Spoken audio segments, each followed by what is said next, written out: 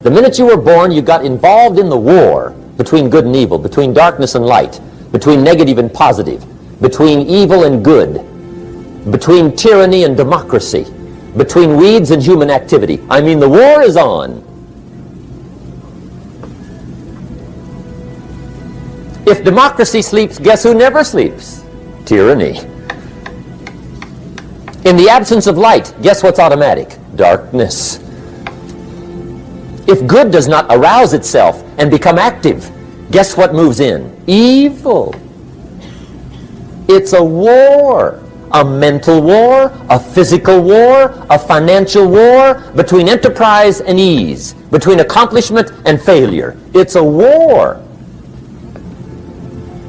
That's why there's an Old Testament phrase that gives the best advice for human activity when it says, 6 days labor, 1 day rest.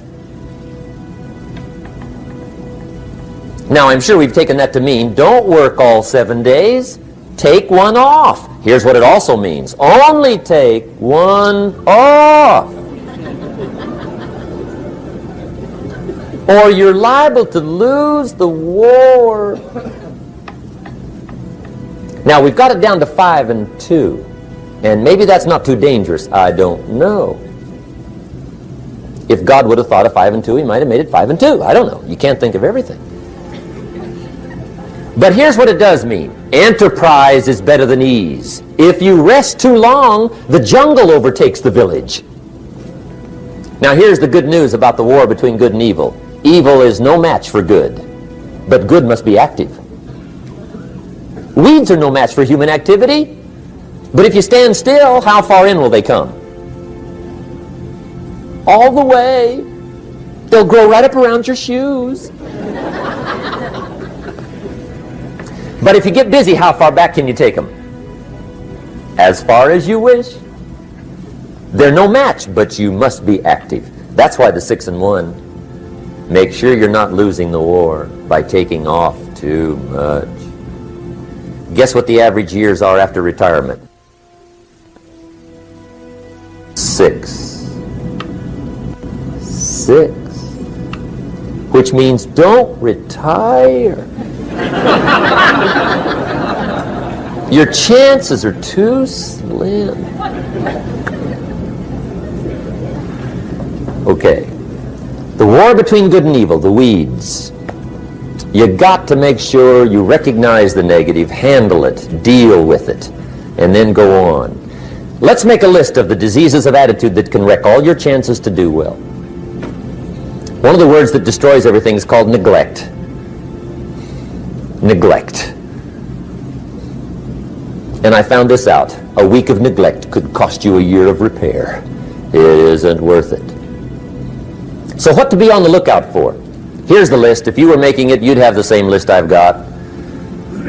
Right? We're not covering anything new tonight. This is a reminding session, not a teaching session. But it doesn't hurt to go over it again. Here's the list. Attitude diseases. Number 1 is indifference. The shrug of the shoulder. The guy's not even concerned. He's just drifting. This is called the mild approach to life. A disease known as mildness.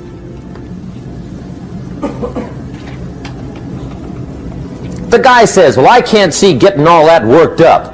Well, to be any kind of winner, you got to get worked up. There's one problem with drift. You cannot drift to the top of the mountain. And the good Lord said in the closing chapters of the Bible, here's the best way to live, one way or the other. That's best.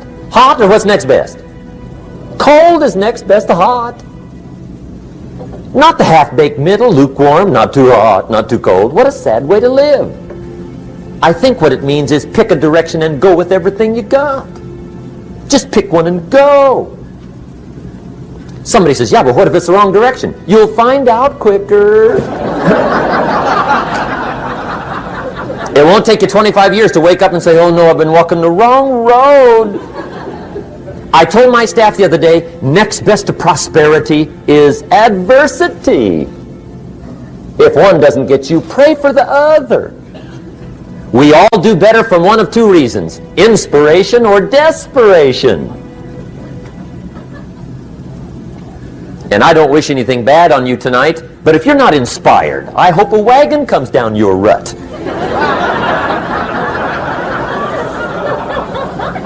Whatever it takes to get you to try harder, read more, set your goals, and go for it. Somebody asked me one time, what quality would I pick if I wanted to work with somebody? And you know what I picked first? Number one, strong feeling. Please, number one, give me somebody that feels strong about most anything. I don't even care. Just so they believe it. Even if they disagree with me. Wonderful. Just so they disagree vigorously. I'm not saying it's easy to win those kind of people to your point of view, but I'd rather do that than to try to resurrect people from the dead. Pump them up every month. Pump them up, pump them up. I pass. The good Lord needs a leader for the early Christians. Remember the early days of the Christians? Not like today. If you were to stand up in the early days and say, I'm a Christian, cut off your head, toss you and your wife in jail, let you rot. I mean, those were ugly days. Being a Christian back then was not called socially acceptable. They didn't have 125,000 in the Los Angeles Coliseum to hear Billy Graham on a Sunday afternoon. Not back in those days. Back in those days when the Christians got in the Coliseum, it was a different story, right? I mean, the word was, stay out of the Coliseum, especially on Sunday. Last Sunday was Lions 33, Christians nothing. See, those were mean, tough struggle days for the Christians. Now, when the days are mean and tough and struggling, you got to have some kind of leader. Do you know who the good Lord picked for the leader when the days were mean and ugly? Saul from Tarsus. That's who he picked, Saul. I'll tell you what, I would have picked him. You would have picked him. Anybody would have picked Saul. Saul was one of those incredible guys. Once he got into something, look out. Everybody in the community knew what Saul was in. Because whatever he joined, he'd flip all the switches, open up all the dials, turn on all the faucets, and go like mad. He was known as All-Out Saul. I mean, he was something else. Now, at first, it wasn't working out well. Saul hated Christians, which makes a poor leader, right? I mean, that won't work. Saul got this bug somewhere about the Christians. He got to hating Christians. And he hated them so bad, every time somebody would say Christian, he'd fly into a rage. And I guess he decided one day, it was his mission in life to get rid of all the Christians. He was Saul anyhow, could do most anything he wanted to. So he got him these letters of authority to go around to the various communities and hunt down the Christians. They said, do whatever you want to with them, Saul. They're unpopular anyhow. Drag them in the streets, whip them, stone them, torture them, kill them. You mention the name Saul from Tarsus to the early Christians. I'll tell you what they would do. They would run, hide, lock the doors, leave town, dive underground. I've been in the catacombs of Rome where they hid. He was mean. I mean, terribly mean. But remember the story? One day Saul's making it for Damascus. Heard about some new Christians, flies into a rage, takes off for Damascus.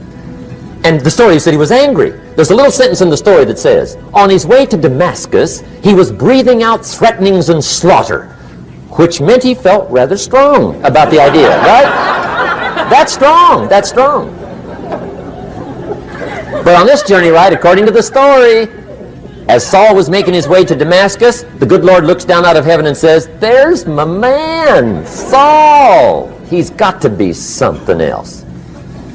And according to the story, this great light shines out of heaven, knocks him flat, right off his horse, grinds his face in the dirt, and blinds him for 3 days. The good Lord using recruiting tools we can't use, but when you're Lord, right? To make a long story short, Saul from Tarsus becomes converted to Christianity. He becomes Paul, the great leader, the apostle. And without a doubt, the good Lord got him a dandy. One he didn't have to pump up every month. In one of his later writings, he said, the things I once hated, I now love. The things I once loved, I now hate. See, that's strong. Here's the key to the good life. Learn to put everything you've got into everything you do. Whatever you are doing, pour it on. It will quickly open up into opportunity or quickly disclose to you that you ought to be doing something else. The delusion is, if I had a better job, I'd really pour it on. See, that's delusion. Wherever you are, pour it on. Don't give somebody half a job for a day's pay. Pour it on. See, that'll help change your life. Get rid of this disease. Here's the next attitude disease, indecision. Mental paralysis. The guy can't make up his mind and it becomes a disease. Pretty soon he knows he's got it. The guy says, well, I know I'm on the fence. But he says, what if I get off on the wrong side? Listen, after a while it doesn't matter. Just get off. Any side will do. A life full of adventure is a life full of many decisions.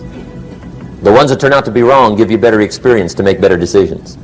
So don't see how many decisions you can get out of, see how many you can get into. That's where the adventure is. So shake off this disease, indecision. The next one is doubt. Doubt's like a plague. And one of the worst is self-doubt. There are many, but that's one of the worst. The guy doubts himself. Doubts if it'll last that long for him. Doubts if he can do that well. Doubts if he can make that much. Doubts if he can accomplish all that. A chronic, excellent self-doubter. You can imagine what damage that does to your future. So here's the key. Turn this coin over and become a believer.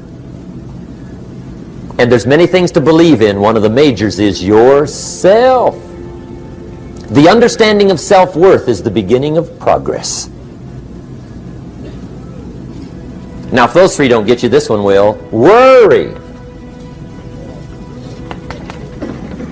That's a devastating disease. Worry. Worry causes health problems, social problems, personal problems, family problems. It's devastating. Worry long enough, it'll drop you to your knees. Could reduce you to begging. I know how bad this one is. I used to have it bad. I used to be known as a super worrier. Not a super warrior. No, super worrier. My family wished I'd have been a warrior. I got those years to make up for. But I'll tell you what. My advice to you is do what I finally did on worry. Give it up. Who needs it? I'm not saying it's easy. I'm saying it's worth it.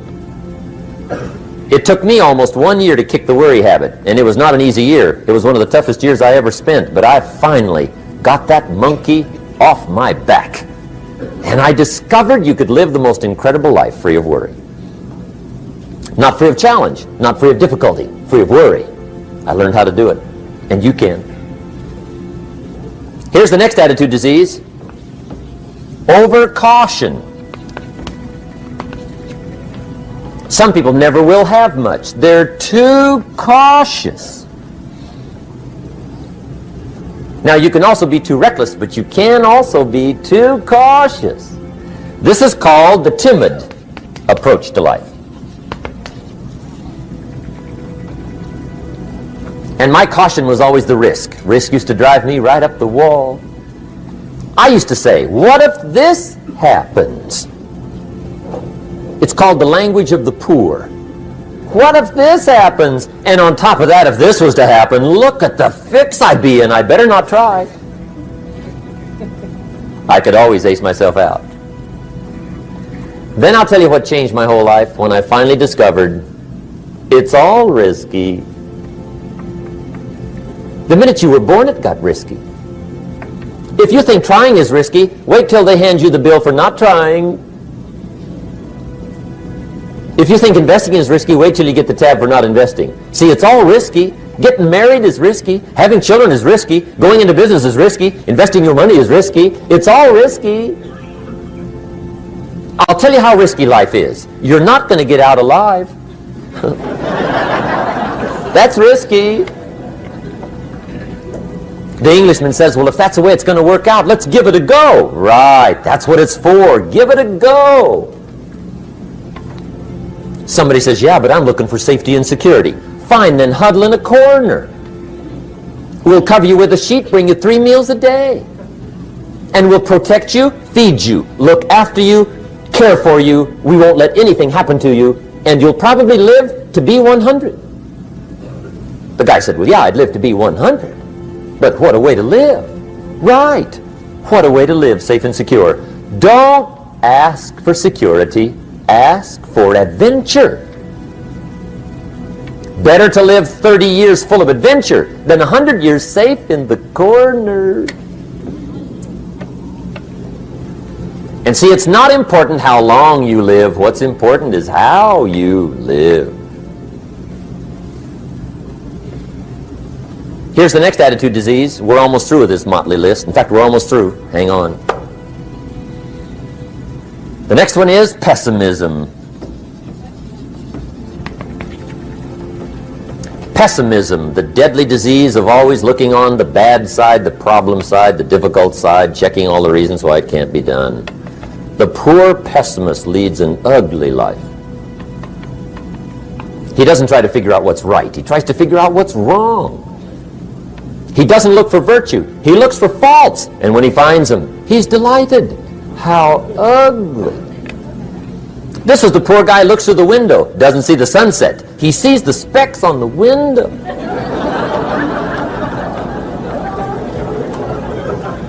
And this is the poor guy, right, who rushes up, takes such leave of his senses. This guy rushes up and he says, I've got 5 good reasons why it won't work.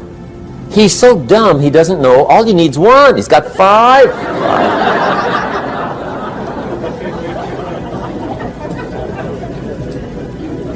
To the pessimist, the glass is always half empty.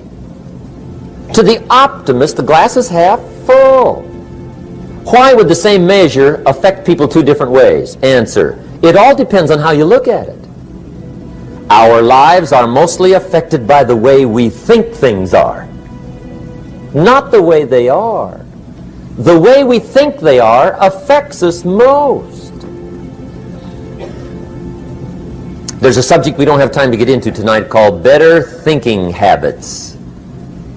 One of the major things Shove taught me when I met him, he said, poor thinking habits keeps most people poor. Not poor working habits. Most people work hard, but they don't think hard. And Shove taught me that the mind is like a factory, a mental factory. And whatever you think about all day long pours ingredients into this mental factory.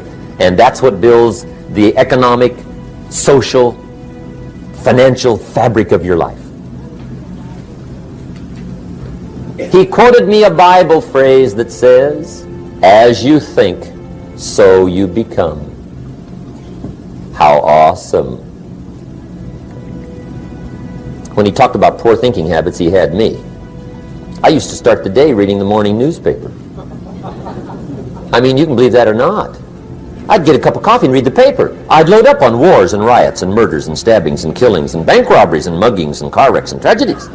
I'd even read the back pages. I seem to like that stuff for some weird reason. I'd load up on all that, and then I'd start the day. You can imagine the kind of days I used to have. You walk around on your financial knees. They call you economic peewee.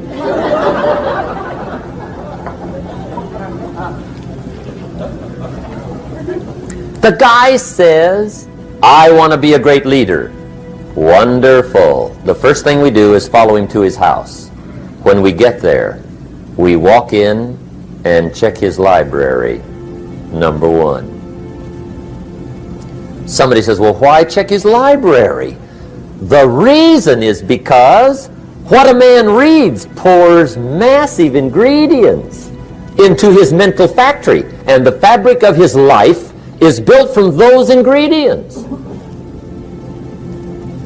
You would not believe what some people have got in their house to read. You would not believe. One of the best dressed up words I know for a lot of it is trash. Can you imagine dumping a barrel of trash into this mental factory every day and coming out with a rich, dynamic, positive life? It can't be done. You might as well try making a cake with cement.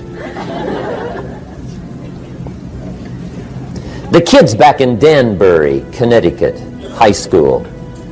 They're asking me questions one day. I'm talking to the kids. Kids got good questions these days. One of them said to me, Mr. Rohn, how do you build the good life? I said, it's simple.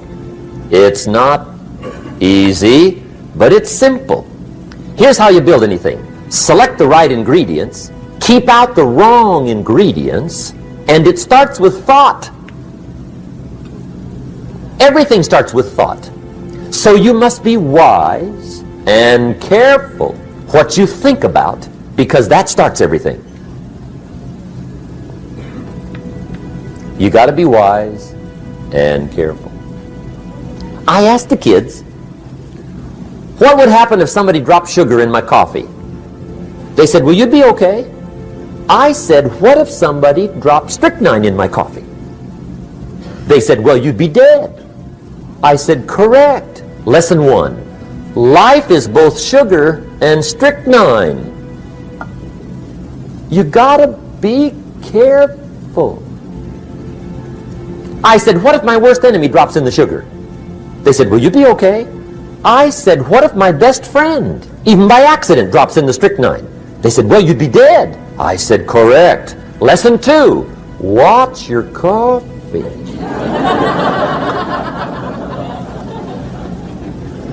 You got to be careful. See, it doesn't matter who hands you the bad stuff.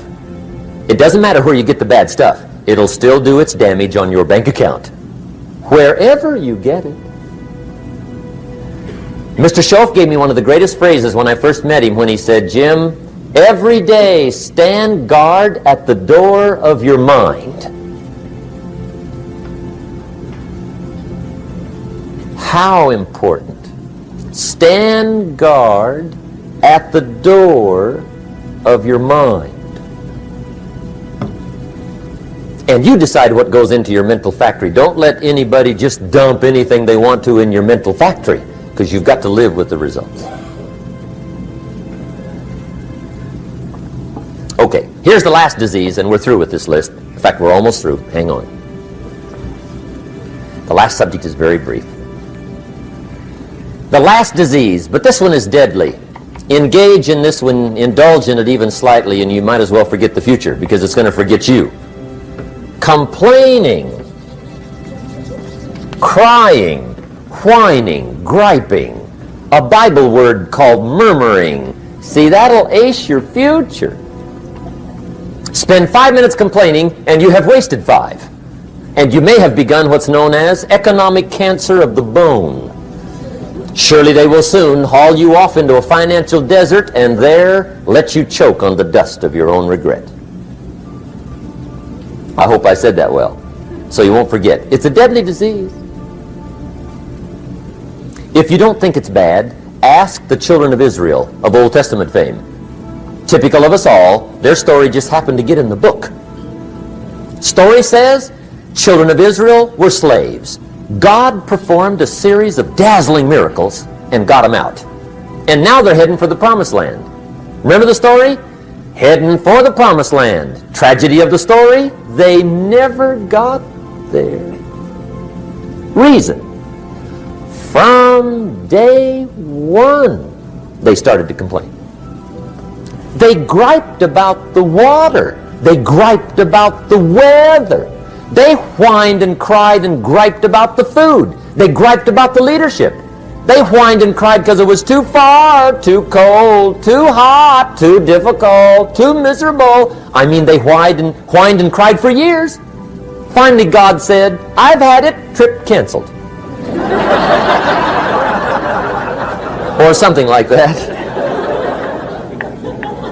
The story says they died in the desert, never got to the promised land.